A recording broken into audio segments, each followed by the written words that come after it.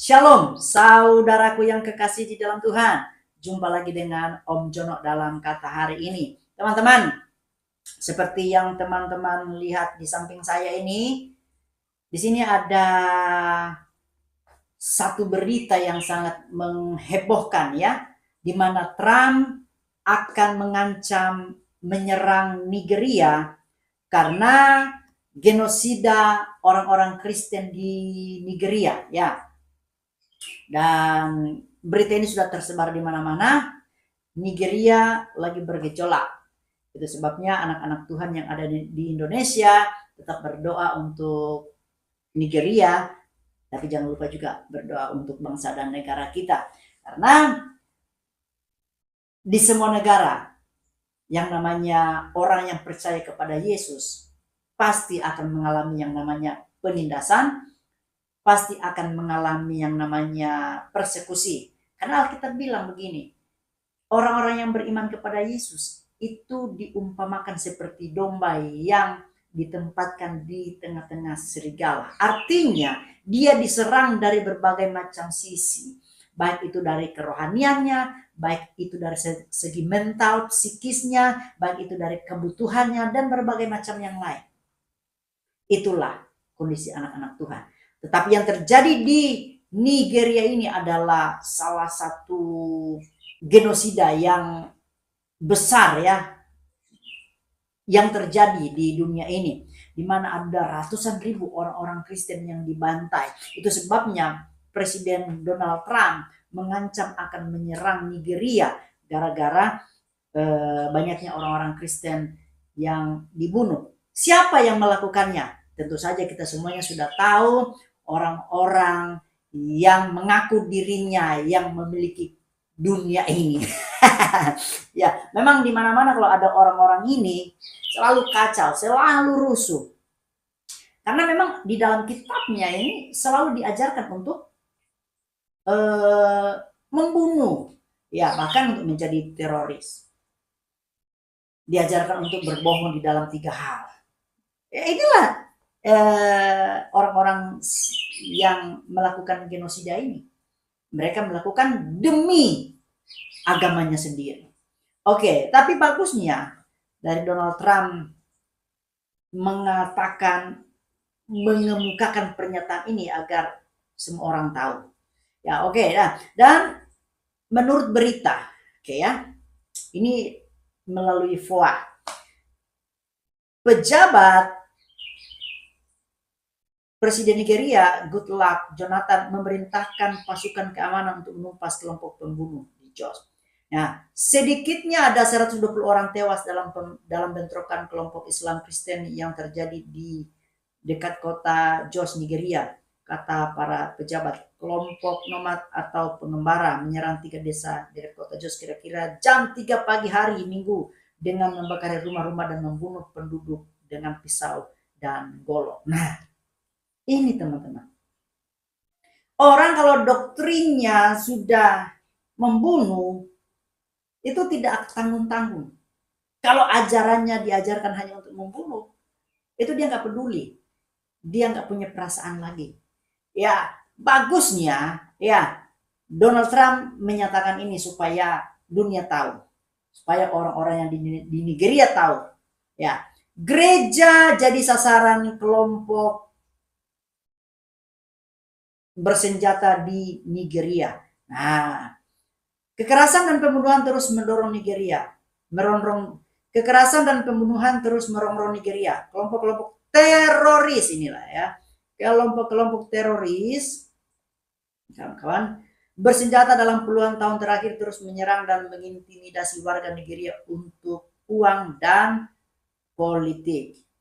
Ini kawan-kawan, lihat nih, sudah negaranya miskin, tapi ya pembunuhan terjadi besar-besaran di sana kawan-kawan ya. Oke kawan-kawan ya, kita lihat lagi ya. Ini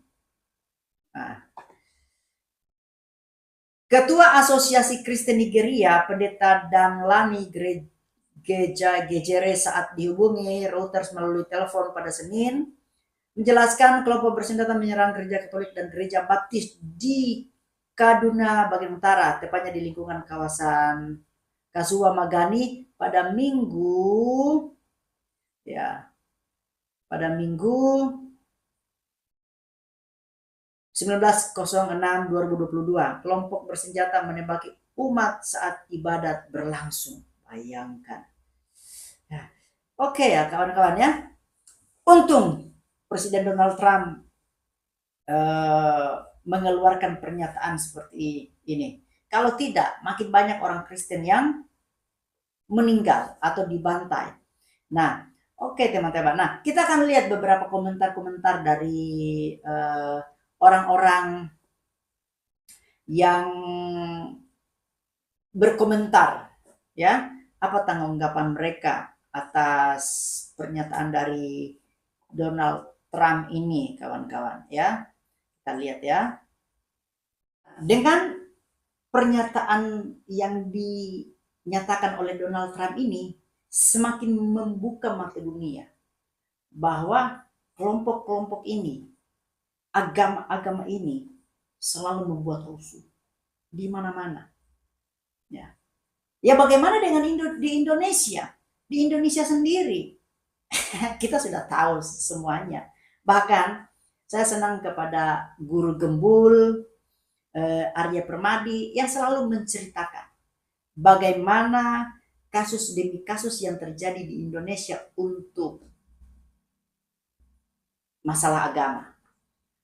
Ya, Guru Gembul contohnya, dia mengatakan bahwa kenapa saudara sepupu kita itu tidak mengizinkan orang Kristen untuk mendirikan gereja? Karena memang tidak mengizinkan. Jadi dalam tayangan itu saya melihat Guru Gembul berkata bahwa kenapa orang Kristen sulit sekali untuk membangun gereja. Ya, dia mengatakan dengan lantang karena memang tidak diizinkan untuk membangun gereja. Lalu persyaratan-persyaratan sudah dipenuhi, harus melalui SK 2 Menteri. Setelah sudah dipenuhi, disuruh tinjau ulang, disuruh perbaiki lagi, dan ujung-ujungnya menolak untuk mendirikan gereja. Nah inilah kelakuan yang ada di negeri Konoha. Itu sebabnya Indonesia butuh keadilan sosial. Bukan cuma ngomong-ngomong toh. Memang terlalu banyak orang beragama di Indonesia ini, tapi belum tentu dia mau melakukan keadilan sosial bagi seluruh rakyat Indonesia. Belum tentu. Dan ini pemerintah harus cepat menanggapi akan hal ini.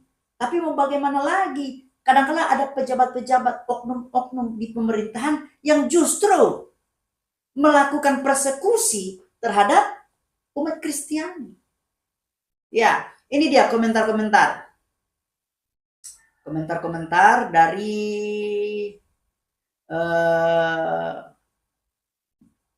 netizen. Ini baru pemimpin dunia. Betul, Amerika Serikat harus turun tangan secepatnya. Memang harus turun tangan. Kalau tidak, orang Nigeria banyak yang mati, khususnya orang-orang Kristen. Tuhan memberkati Amerika, Nigeria. Ya, mantap Mr. Presiden. Dikira orang Kristen di dunia tak punya kekuatan di dunia ini ya. Oke.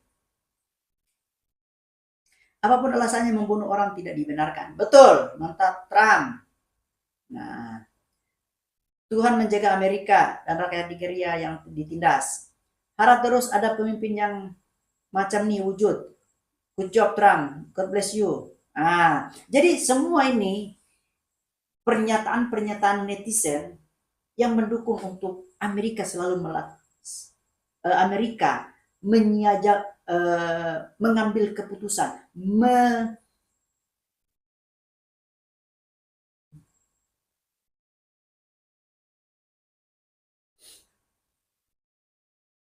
seluruh dunia bersuara agar Amerika melakukan tindakan terhadap Nigeria agar tidak terjadi lagi hal-hal yang demikian. Sangat miris. Ya, banyak orang bersuara tentang Palestina, di mana Israel menyerang Palestina karena ada Hamas di dalamnya. Tetapi sangat sedikit orang bersuara tentang pembantaian umat-umat Kristen yang ada di Nigeria. Nanti ketika sudah ditahu seperti ini, semua bersuara. Tetapi ketika Palestina menghadapi tekanan dari Israel, oh semua seperti malaikat mau pengen bantu, mau membantu, mau melakukan pembelaan. Tetapi ketika orang-orang Kristen di Nigeria digenosida, semua berdiam diri. Tidak ada yang melakukan protes. Mana? Oke, tapi untungnya Amerika siap siaga. Kalau Amerika tidak siap, maka orang Kristen yang ada di Nigeria sangat kasihan, sangat disayangkan. Oke teman-teman ya, kita tetap terus berdoa buat Nigeria. Nigeria menjadi negara yang damai, Indonesia juga menjadi negara yang toleransinya tinggi. Terima kasih, Tuhan memberkati kita.